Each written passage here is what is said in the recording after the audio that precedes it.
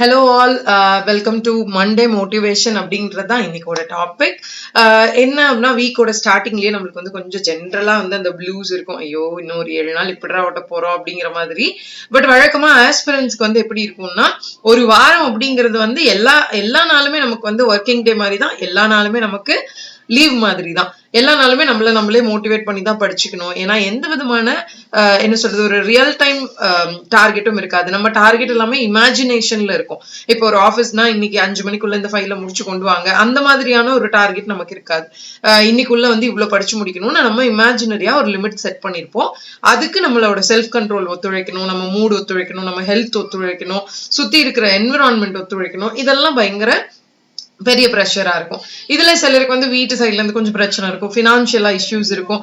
இதுக்கு நடுவுல நம்ம படிச்சு அதை ஜெயிச்சு மேல வரணும். இதுல ரொம்ப முக்கியமா ஒண்ணு சொல்லுவாங்க, நம்ம ஜெயிச்சு வரும்போது நம்மளை பத்தின சுத்தி இருக்கிற எல்லாருமே சந்தோஷப்படுறது தான் உண்மையான வெற்றி அப்படின்னு சொல்லிட்டு. ஸோ அந்த நோட்ல தான் இன்னைக்கு நம்ம மண்டே மோட்டிவேஷன் பார்க்க போறோம். அதுக்கு முன்னாடி ஒரு சின்ன இன்ஃபர்மேஷன் சொல்லிடுறேன். அன்அகாடமில ஒரு சின்ன சேஞ்ச் கொண்டுட்டு வந்திருக்காங்க. என்ன அப்படின்னு பாத்தீங்கன்னா, இப்ப நீங்க ஸ்பெஷல் கிளாஸஸ் அப்படின்னா உங்களுக்கு தெரியும், ஃப்ரீயா நீங்க ஆக்சஸ் பண்ணிக்கக்கூடிய கண்டென்ட், அதாவது ஃப்ரீ கிளாஸஸ் அப்படின்னு சொல்லுவோம். அந்த ஃப்ரீ கிளாஸஸ் இப்பவும் ஃப்ரீ தான்.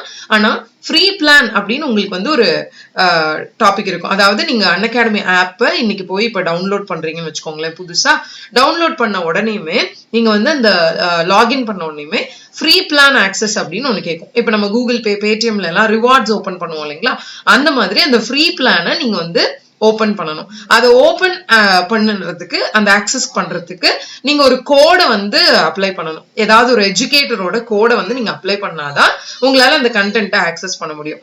ஒன்ஸ் அப்ளை பண்ணா போதும். அதுக்கப்புறமா உங்களுக்கு வந்து ஆட்டோமேட்டிக்கா you will be redirected to Unacademy special classes. So அதுக்கு வந்து இப்போ உங்களுக்கு என்னோட கோடு நான் கொடுக்குறேன். உங்களுக்கு நிறைய எஜுகேட்டர்ஸ் தெரியலாம். யாரோட கோடு உங்ககிட்ட இருக்கோ நீங்க அதை யூஸ் பண்ணிக்கலாம். என்னோட கோடு தெரியாதவங்களுக்கு நான் சொல்லிடுறேன். நித்யா செல்வகுமார் 11 அப்படிங்கிறது என்னோட கோட். NITHYA செல்வகுமார் SELVAKUMAR 11 அப்படிங்கிறது என்னுடைய ரெஃபரல் கோட். ஸோ அதை நீங்க யூஸ் பண்ணி உங்களோட ஃப்ரீ ஆக்சஸ், அதாவது ஃப்ரீ பிளானை ஆக்சஸ் பண்ணிக்கலாம். That is for free content. Special class எல்லாமே நீங்க ஃப்ரீயா அட்டென்ட் பண்ணிக்கலாம். அதுக்கப்புறமா பிளஸ்ல சப்ஸ்கிரைப் பண்ணும் போதும் நீங்க இதே கோட அப்ளை பண்ணீங்கன்னா 10% டிஸ்கவுண்டோட நீங்க சப்ஸ்கிரைப் பண்ணிக்கலாம். Okay, on this note Monday மோட்டிவேஷனுக்குள்ள நம்ம போலாம். சரி, இன்னைக்கு யார் நம்ம பார்க்க போறோம்? வழக்கமா வந்து மண்டே மோட்டிவேஷன் வந்து இட்ஸ் ஃப்ரீ கான்செப்ட், அதாவது நம்ம யாரை பத்தி வேணாலும் பேசலாம் அப்படிங்கிற ஒரு கான்செப்ட். ஸோ இன்னைக்கு வந்து இதை பத்தி நம்ம பேசலைன்னா தான் தப்பா. அந்த அளவுக்கு ஒரு பெரிய விஷயம் வந்து ஒருத்தர் பண்ணியிருக்காரு. வழக்கமா நம்ம என்ன பண்ணுவோம், ஆஸ்பிரண்டோட லைஃப் அதை வந்து நம்ம எக்ஸாம்பிள் எடுத்து பேசுவோம். ஏன்னா இப்போ வேற ஒரு ஃபீல்ட்ல இருக்கவங்களை எடுத்து பேசும்போது நமக்கு வந்து பெருசா ரெலவெண்டா இருக்காது. இப்போ சினிமால அந்த மாதிரி இருக்கவங்களை எடுத்து பேசும்போது நமக்கு ரெலவெண்டா இருக்காது. ஏன்னா அவங்களோட எய்ம் வேற, நம்மளோட எய்ம் வேற அப்படின்னு. அப்போ ஒரே விஷயத்த பர்சியூ பண்ற ஒருத்தர் நம்ம ஃபீல்டே இல்லைனாலும் அவங்க ஜெயிக்கும் போது சில நேரம் நமக்கு நம்மளே ஜெயிச்ச மாதிரி ஒரு சந்தோஷம் வரும். அப்படிப்பட்ட ஒருத்தரை தான் இன்னைக்கு நம்ம பார்க்க போறோம். ஹோப் உங்களுக்கு விசிபிளா இருக்குன்னு நினைக்கிறேன். ஸோ இவர் தான் வந்து இன்னைக்கு நம்ம பார்க்க போற பர்சன்.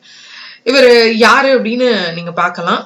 ஒரிஜினலா வந்து வீதி ஓரத்துல தெருவோர கிரிக்கெட்ல விளையாடிக்கிட்டு இருந்தவர். அப்பா அம்மா எல்லாம் கூலி வேலைக்கு போயிட்டு இருக்கும் போது வீட்டுல 2-3 தம்பி, 2-3 தங்கச்சிங்க, தம்பின்னு ஒரு பெரிய குடும்பம், வறுமையில இருக்கக்கூடிய ஒரு குடும்பம். வெறும் காலில் ஓடி பிராக்டிஸ் பண்ணிக்கிட்டு இருந்த ஒருத்தர் டென்னிஸ் பந்துகள்ல நம்ம வீதி ஓரத்துல விளையாடுற இந்த தெருவோர கிரிக்கெட் விளையாடி பயங்கரமா டேலண்டடா இருக்காரு அப்படின்னு உணரப்பட்டு வேற ஒரு, அதாவது பக்கத்து வீட்டுல இருக்கிற ஒரு ரத்த சொந்தம் கூட இல்லாத ஒருத்தர் சப்போர்ட் பண்ணி இவரை வந்து மேல கொண்டுட்டு வராங்க. அதாவது அவங்களுக்கு பயிற்சி கொடுக்கறது, அவங்களை காலேஜ் சேர்க்கறதுல இருந்து எல்லாமே வந்து அவங்க ஹெல்ப் பண்றாங்க. கிட்டத்தட்ட ஒரு மென்டார் மாதிரி, ரைட்டா? இப்ப நம்மளுக்கும் அந்த மாதிரியான ஒரு சிச்சுவேஷன் இருக்கும். நம்மளால கண்டிப்பா இந்த எல்லாத்தையுமே ரிலேட் பண்ணிக்க முடியும். நம்ம லைஃப்ல எப்படி ஜெயிக்க போறோம் தெரியாது. நிஜமாவே நம்மளோட கனவு வந்து நடக்குமா தெரியாது. நடந்தா அது வந்து ஊரோட உச்சாணி கொம்புல நம்மளை கொண்டு போய் உட்கார வைக்கும். ஆனா நடக்குமா யாருக்குமே தெரியாது. நடக்கிற வரைக்கும் யாருக்குமே தெரியாது, நமக்கும் தெரியாது. அப்படிப்பட்ட ஒரு சிச்சுவேஷன் தான் வந்து அவரோட லைஃப்லயும் இருக்கு.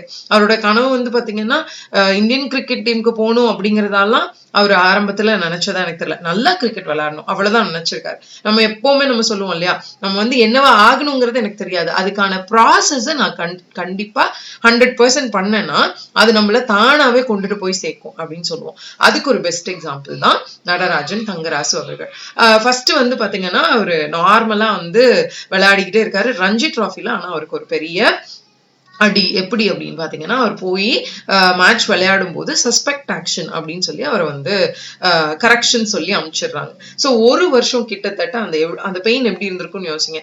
ஒரு நல்ல ஒரு ஃபேமிலி பேக்ரவுண்ட் எல்லாம் வச்சு, நல்ல பணக்காரங்க வீட்டுல இருந்து நல்ல சாப்பாடு கிடைச்சு, நல்ல ஒரு ஃபினான்ஷியலா சவுண்டா இருக்கிறவங்களுக்கு வந்து இந்த மாதிரி ஒரு வாய்ப்பு இன்னும் ஒரு வருஷம் கழிச்சுதான் அப்படின்னு சொல்லும் போது வெயிட்டிங் பீரியட் வந்து கொஞ்சம், அதாவது மனதளவுல பாதிக்குமே தவிர பெருசா வந்து பிரச்சனைகள் இருக்காது. ஆனா இவருக்கு யோசிச்சு பாருங்க, இன்னும் ஒரு வருஷத்துக்கு வந்து பினான்சியலா தாக்கு பிடிக்கணும், அதுக்கு தகுந்த மாதிரி சாப்பிடணும், அதுக்கு தகுந்த மாதிரியான எல்லாத்தையுமே வந்து அவரு ப்ராசஸ் பண்ணணும். பெரிய ஒரு அடியாதான் இருந்திருக்கும். நம்மள மாதிரியான ஒரு சாதாரண குடும்பங்கள்ல பிறந்து வளர்ற ஒரு டீனேஜ் பசங்களுக்கு இருக்கிற அதே பெயின் அவருக்கும் இருந்திருக்கும். ஏன்னா குடும்பத்துக்கு சப்போர்ட் பண்ண முடியாத நிலைமை. அது மட்டும் இல்லாம தன்னுடைய துறையில நம்ம நினைக்கிற மாதிரியான வெற்றியோ அது வந்து காலம் தாழ்த்தி போகும்போது வருகிற ஒரு அன்சர்டைனிட்டி, கிடைக்குமா கிடைக்காதா தெரியல, ஆனா வேற வழியில வெயிட் பண்ணி தான் ஆகணும், வேற எதுக்கும் போக முடியாது. ஏன்னா இவ்வளவு தூரம் வந்துட்டோம், இதுக்கு மேல திரும்பி போக முடியாது. இந்த மாதிரியான ஒரு சிச்சுவேஷன்ல கரெக்ஷன்ஸை வெறித்தனமா ப்ரிப்பேர் பண்றாரு.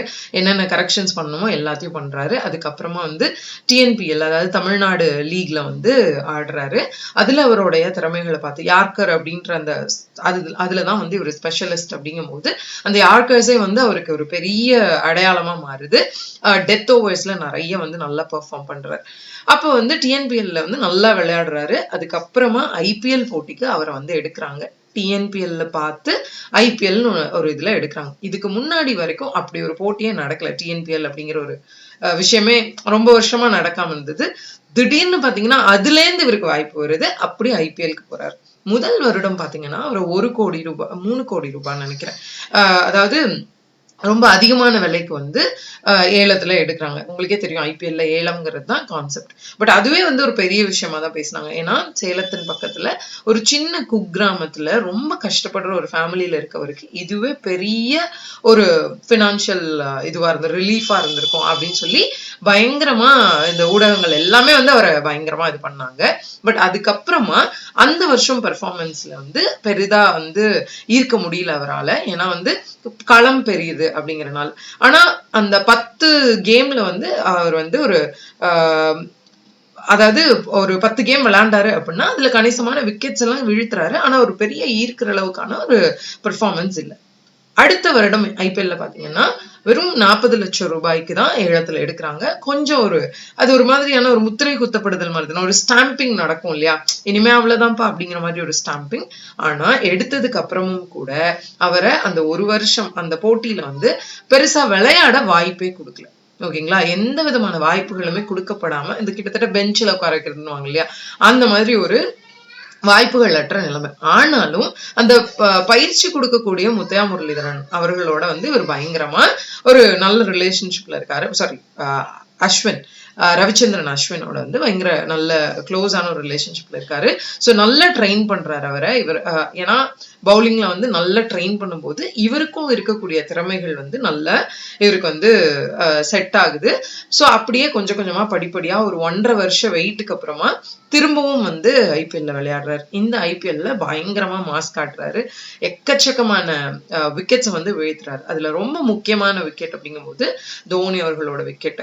ஸோ தோனி அவர்களோட விக்கெட்டு, கோலி எல்லாரோட விக்கெட்டுமே வந்து அனாயசமா யாக்கர் போட்டு பயங்கர அழகா வந்து கேரி பண்ணிட்டே போனார். ஸோ அப்போ அதை விளையாடும் போதே சொன்னாங்க, அவர் ஒரு விக்கெட்டை வீழ்த்தும் போது விராட் அவரை பார்த்த பார்வையிலேயே வந்து இவர் செலக்ட் ஆயிடுவாரு அப்படின்னு சொல்லி நிறைய பேர் சொல்றாங்க.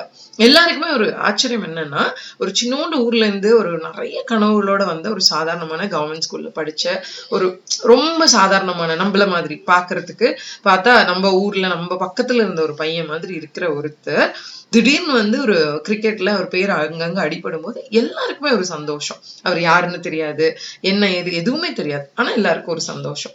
அதுக்கப்புறமா பாத்தீங்கன்னா திடீர்னு ஒரு அப்டேட் வருது. என்ன அப்படின்னு பாத்தீங்கன்னா, இன்டர்நேஷனல் கிரிக்கெட் இந்தியா ஆஸ்திரேலியா தொடர்ல விளையாடுறதுக்கு நடராஜன் அவர்கள் வந்து செலக்ட் ஆயிருக்காரு அப்படின்னுட்டு எல்லாருக்கும் அப்படி ஒரு சந்தோஷம். எவ்வளவு தமிழர்கள் வந்து விளையாடி இருக்காங்க, ஆனாலும் இவர் மேல ஏன் வந்து எல்லாருக்கும் இவ்வளவு ஒரு ஆனந்தம் அப்படின்னா, தானே ஜெயிச்சது மாதிரி ஒரு ஃபீல் அப்படின்னா, எல்லாருக்குமே வந்து அந்த பாதையாவது தெரியும், அதற்கான ஒரு சப்போர்ட்டாவது கிடைச்சிருக்கும். இவருக்கு எதுவுமே இல்லாம தனிச்சு ஒரு சின்ன ஒரு கிராமத்துல இருந்து என்ன ஏதுன்னே தெரியாம வெறும் உழைப்பும் திறமையினால் மட்டுமே மேல அப்படியே ஒருத்தர் வராரு. நமக்கு ஏதோ நம்மளே ஜெயிச்ச மாதிரி ஒரு ஃபீலிங்க கொடுக்குது. அப்ப நம்ம ஜெயிக்கும் போது ரொம்ப முக்கியமா நம்மளை சுத்தி இருக்கிறவங்க நமக்காக சந்தோஷப்படுறது அப்படிங்கிறது ஒரு மிகப்பெரிய விஷயம். நம்ம 7 வருஷமா படிக்கிறோம், 6 வருஷமா படிக்கிறோம், நம்ம ஜெயிச்சதுக்கு அப்புறம் இவன்லாம் எப்படி பாஸ் ஆனா அப்படின்னு நினைக்காம, ரொம்ப கஷ்டப்பட்டான் அந்த பையன், ஒரு 6-7 வருஷமா அவன் அவ்வளவு கஷ்டப்பட்டு படிச்சான், எப்படியும் அவனுக்கு கிடைச்சிருச்சுன்னு எல்லாரும் சந்தோஷப்பட்டாங்கன்னா எப்படி இருக்கும்? அதுதானே உண்மையான வெற்றி. அதுதான் நடராஜனுக்கு கிடைச்ச வெற்றி. எல்லாருமே அவரோட அந்த உழைப்பையும் அவரோட அந்த முகத்துல இருந்த அந்த உறுதியையும் தான் பார்த்தாங்க. சோ அவர் ஜெயிக்கும் போது எல்லாருக்குமே அவருடைய திறமையின் மேல இருந்த நம்பிக்கையும் அவரோட ஹார்ட் ஒர்க் அண்ட் பர்சிவரன்ஸ் மேல இருந்த அந்த மரியாதையும் தான் அவர் ஜெயிக்கணும்னு நம்ம மனசுல பதிய வச்சிருக்கு. ஆனா அது அவ்வளவு ஈஸியா அப்படின்னு கேட்டா, இன்டர்நேஷனல் கிரிக்கெட்ல விளையாட போனது வெற்றி தான். ஆனா அங்க போனதுக்கு அப்புறம் அவர் எப்படி பெர்ஃபார்ம் பண்ண போறாருங்கிறது ரொம்ப பயமா இருந்தது. ஏன்னா குளத்துல இருந்து ஆத்துக்கு போய் ஆத்துல இருந்து கடலுக்கு போற மாதிரியான ஒரு விஷயம் அது. சோ அப்ப எல்லாரும் வெயிட் பண்ணிட்டு இருக்கும்போது டெபியூ கேப் கொடுக்குறாங்க. டெபியூ கேப்னா தெரியும் இல்லைங்களா, முதல் நாள் விளையாட போறவருக்கான அந்த கேப் வந்து அணியில இருந்து பரிசளிக்கிறாங்க. அப்போ வந்து டிவில வந்து கமெண்ட்ரி போயிட்டு இருக்கு. அப்போ ஹர்ஷா போக்லா சொல்லிக்கிட்டு இருக்காரு. அதுக்கப்புறமா வந்து பாத்தீங்கன்னா சஞ்சய் மஞ்சுரேக்கர் வந்து சொல்றாரு, ரொம்ப பயங்கரமா, அதாவது சர்காஸ்டிக்கா சொல்றாரு, ஐபிஎல் விளையாடிட்டு இருந்தவங்க எல்லாம் கொண்டு வந்து இன்டர்நேஷனல் இதுக்கு எடுக்கிறாங்க, நமக்கு பும்ரா இருக்காரு, இவ்வளவு பேர் இருக்கும்போது எதுக்கு நடராஜன் எல்லாம் எடுத்தாங்கன்னு தெரியல, ஐபிஎல் விளையாடிட்டு இருந்தவருக்கு இங்க என்ன ஸ்கோப் இருக்க போகுதுன்னு தெரியல, நடராஜன் ஒன்னும் அவ்வளவு பெரிய பவுலர்லாம் இல்ல, டெத் ஓவர் நல்லா போடுவாரு, யாக்கர் நல்லா போடுவாரு, பட் அவரை நம்பி எப்படி வந்து இன்டர்நேஷனல் கிரிக்கெட்ல எடுத்தாங்க அப்படிங்கிற மாதிரி ரொம்ப அப்படியே சர்காஸ்டிக்காலாம் கமெண்ட் பண்ணிட்டு இருக்காரு. அப்படியே இவருக்கு அது தெரியுமா தெரியாதாங்கிறத விடுங்க, அது சொல்லி ஒரு கொஞ்ச நேரத்திலேயே என்ன நடக்குது அப்படின்னு பாத்தீங்கன்னா, இன்டர்நேஷனல் கிரிக்கெட்ல ஃபர்ஸ்ட் டே விளையாடுற அன்னைக்கே ஃபர்ஸ்ட் விக்கெட்டை லபுசேன் அவர் வந்து காலி பண்றாரு, விக்கெட்டை தூக்குறாரு. அதோட மட்டும் இல்லாம இன்னொரு விக்கெட்டையும் எடுக்கிறாரு. சோ 2 விக்கெட் ஒரே நாள்ல எடுக்கிறாரு. இப்ப பேசின எல்லார் வாயும் அடைஞ்சது. ஆனா யாருக்கும் நடராஜன் வார்த்தைகளால பதில் சொல்லல. நான் யார் தெரியுமா, நான் எப்படி விளையாடுவேன் தெரியுமா சொல்லல, செஞ்சு காமிச்சார். ரைட்டா? அப்ப அவர் செஞ்சு காமிக்கும் போது நமக்கு எப்படி இருக்கு, மட்டம் தட்டி பேசின மூக்கெல்லாம் உடைஞ்ச மாதிரி ஒரு ஃபீலிங், அந்த கிரிக்கெட் பாலாலேயே மூக்க உடைச்ச மாதிரி ஒரு ஃபீலிங் வருது இல்ல. இந்த சிரிப்புல நம்மளுக்கு வந்து ஒரு பெருமை தெரியுது, ஒரு சந்தோஷம் தெரியுது, அந்த ஒரு உண்மையான ஒரு ஃபீல் தெரியுது இல்லையா? அதுதான் நம்மளோட உண்மையான வெற்றி. அதாவது இவங்கிட்ட திறமை இருக்கு, இவன் ஜெயிச்சான்னா இந்த உலகம் சந்தோஷப்படணும் அப்படிங்கிற அளவுக்கு நம்மளோட திறமைகளை நம்ம வளர்த்துக்கணும். அதுதான் வந்து உண்மையான வெற்றியா இருக்க முடியும். எப்படியாவது வெற்றி பெற்றணும், எப்படியாவது ஜெயிச்சிடணும் அப்படின்னு எல்லாரும் சொல்லுவாங்க. எப்படியாவதுலாம் ஜெயிக்க கூடாது. முறையா அதற்கான காத்திருப்பு, அதற்கான வழி, அதற்கான பயிற்சி, முக்கியமா அந்த கன்சிஸ்டன்சின்னு சொல்லுவோம் இல்லைங்களா, தினம் தினம் தவறாமல் செய்யறது, அந்த பயிற்சி, விடாமுயற்சி, ஒரு நாளும் அதை தவறாம செய்யறது, பெர்ஃபெக்ஷனை நோக்கி பொறுமையா தன்னை முன்னேற்றிக்கிறது, அந்த கரெக்ஷன்ஸ் சொன்ன இல்லைங்களா, பெர்ஃபெக்ஷனை நோக்கி தன்னை முறையா தயார்படுத்திக்கிறது, இதெல்லாம் இருந்தா அது இன்டர்நேஷனல் கிரிக்கெட்டா இருந்தா என்ன, இந்தியன் சிவில் சர்வீஸா இருந்தா என்ன, குரூப் 1 இருந்தா என்ன, எதுவா இருந்தாலும் நம்ம நினைக்கவே முடியாத வெற்றி நம்ம கைக்கு வந்து சேரும். அதுக்கு ஒரு எக்ஸாம்பிள் தான் நம்ம சேலத்தை சேர்ந்து சின்னப்பம்பட்டியில இருந்து ஆஸ்திரேலியாவுக்கு இன்டர்நேஷனல் கிரிக்கெட் விளையாட போயிருக்கிற நடராஜன் தங்கராசு அவர்களுடைய கதை. இது நம்மளோட கதையோட ரிலேட் ஆகிறதுக்கு ஒரே ஒரு விஷயம் தான், நம்ம மாத்திக்க வேண்டியது ஒரே ஒரு விஷயம் தான். நம்மளோட டெஸ்ட், நம்மளோட பிராக்டிஸ்ல பர்ஃபெக்ஷனை கொண்டு வந்துகிட்டே இருக்கணும், பொறுமையா வெயிட் பண்ணி ஆகணும். சில நேரங்கள்ல நம்ம எதிர்பார்க்கிற நேரத்துல வெற்றி வராது, காலம் தாழ்த்தி வரும். அப்ப கொஞ்சம் பொறுமையா அதே ட்ராக்ல அதற்கான முயற்சிகளை எடுத்துக்கிட்டே இருக்கணும், பின்வாங்குதல் கூடாது. சுத்தி இருக்கிறவங்களுக்கு வார்த்தைகளால பதில் சொல்லிக்கிட்டே இருக்கக்கூடாது, செயல்களால பதில் சொல்லணும். அவங்க மட்டும் தட்டிக்கிட்டு இருக்கும் போதே நம்மளோட வெற்றி அப்படி மேல ஏறணும். ரைட்டா? அப்புறமா கேட்கலாம் கொடி பறக்குதா அப்படின்லாம் அப்புறமா கேட்கலாம். முன்னாடியே கேட்டீங்கன்னா நீங்க எப்ப விழுவீங்க அப்படின்னு வெயிட் பண்ணிக்கிட்டு இருப்பாங்க. ரைட்டா? அந்த நமக்காக பதிக்கப்பட்ட குழியில நம்ம குடிய நாட்டுறோமா இல்ல நம்மளே அதுக்குள்ள போய் விழறோமா அப்படிங்கிறது நம்மளுடைய செயல்கள்ல தான் இருக்கு. அதை விட முக்கியமானது என்னன்னா, நம்ம ஜெயிக்கும் போது அப்பா செம்மையா ஜெயிச்சான்ப்பா அப்படின்னு மத்தவங்க சொல்ற அளவுக்கு நம்மளுடைய முயற்சிகளும் நம்மளுடைய திறமையும் இருக்கணும். இவன்லாம் ஜெயிச்சிட்டானா அப்படின்னு மத்தவங்க வயிறெறிகிற மாதிரி நம்மளோட திறமைகள் கம்மியா இருக்கக்கூடாது. சோ திறமைகளை வளர்த்துக்கோங்க, அதற்காக பாடுபடுங்க, கண்டிப்பா உங்களை தேடி வெற்றி வரும் அப்படின்னு நான் சொல்லிக்கிறேன். So keep the week positive ahead. கண்டிப்பா நம்மளுக்கு என்னைக்கா ஒரு நாள் இது நடக்கும். ஆனா அதற்கான ட்ராக்ல நம்ம இருக்குமான்னு மட்டும் செக் பண்ணிக்கோங்க. So let's crack it with உங்கள் அகாடமி. மறந்துடாதீங்க, ஃப்ரீ பிளானை ஆக்டிவேட் பண்ணி ஸ்பெஷல் கிளாஸஸை பாருங்க. ஃப்ரீ பிளான் ஆக்டிவேட் பண்றதுக்கு நித்யா செல்வகுமார் 11 நித்யா செல்வகுமார் 11 அப்படிங்கிற அந்த கோடை யூஸ் பண்ணிக்கோங்க. You can access all the free classes. And also உங்க ஃப்ரெண்ட்ஸ் யாருக்காவது நீங்க அகாடமி ஆப்பை ரெஃபர் பண்றீங்க அப்படின்னா இந்த ஃப்ரீ பிளான் ஆக்டிவேட் பண்றதுக்கான கோடையும் சொல்லி அவங்கள்ட்ட நீங்க ரெஃபர் பண்ணலாம். Thank you so much. அது மட்டும் இல்லாம டெய்லி ஃப்ரீ டெஸ்ட் அகாடமில T20 அப்படின்னு நடந்துட்டு இருக்கு. சாம்பியன்ஷிப் டெஸ்ட் சீரிஸ் ஃப்ரீயா நடந்துட்டு இருக்கு. ஸோ நீங்க தாராளமா ஃபீஸே பே பண்ண முடியலன்னா கூட ஃப்ரீ டெஸ்ட் அட்லீஸ்ட் நீங்க டெய்லி ப்ராக்டிஸ் பண்ணலாம்.